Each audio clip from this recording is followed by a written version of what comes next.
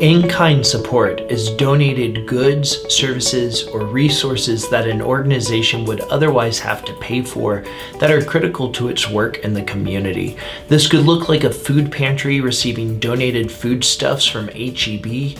Could look like a small nonprofit that's given a room in a larger building where it can office from for free or at a significant discount.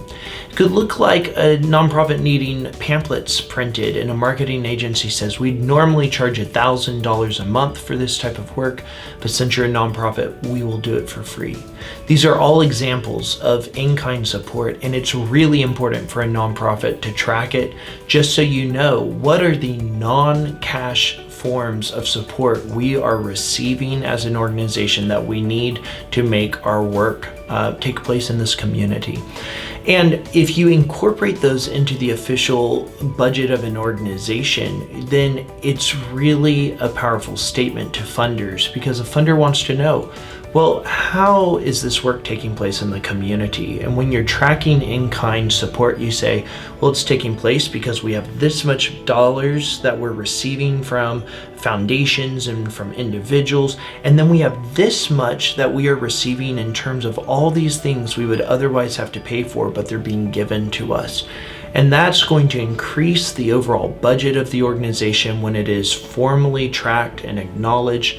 And that can make a difference as to how much money a foundation or a funder can provide to your organization. Now, there's some funny rules about in-kind support, and just to clarify, I am in no official capacity to advise on that. You would want to talk to a CPA or a tax advisor, but just some of the things that are important for you to know is you need to have a formal record of your in-kind support. You can't just say, well, I feel like we got around $20,000 of stuff donated to us this year. Secondly, you have to have a specific price on something. So if HEB donates food to a food pantry, the food pantry doesn't say, well, it's probably about $100,000 of groceries.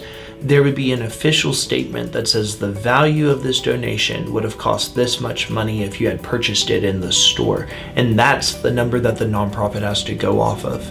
There are also some really very nuanced rules to pay attention of. For example, if you have a painting that is donated for your art auction or for a fundraiser at your nonprofit, the painter may say, this is worth $25,000. And you go, great, $25,000 in-kind donation. But the IRS could have some rules on that. For example, with that painting, the IRS may say, really, it is only worth the cost of the paper and the paint that was used to make it. And if that's the case, then a $25,000 painting may actually come up as more like $5.27 of an in-kind donation. So it's important to know how you're supposed to count. It's important to keep records of these things, but it can make a dramatic difference as you're explaining your work to funders and others who are unfamiliar with your organization, saying, listen, it's more than cash that makes our work possible, but why don't you go ahead and give cash? That's important too.